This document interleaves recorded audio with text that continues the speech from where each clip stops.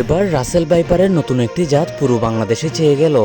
নতুন এই Russell viper সাপের জাতটির বিষ এতই বিষাক্ত যে কামড়ের 1 ঘন্টায় 20 মিনিটের মধ্যে যে কোনো মানুষ মৃত্যুবরণ করবে। অবাক করা বিষয় হচ্ছে রাসেল ভাইপার সাপ একসঙ্গে 80 থেকে 90টির বাচ্চা জন্ম দেয়।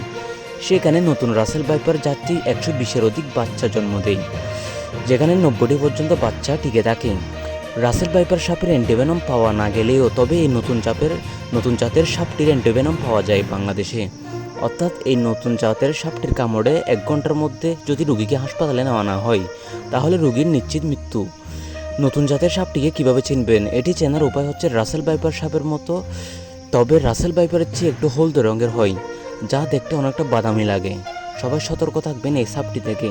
এই সাপটি কিন্তু অতি বিষাক্ত। 1 ঘন্টার মধ্যে রোগীকে হাসপাতালে না নিলে নিশ্চিত মৃত্যু। দেশ বিদেশের সব নিউজ পেতে চ্যানেলটি সাবস্ক্রাইব করুন।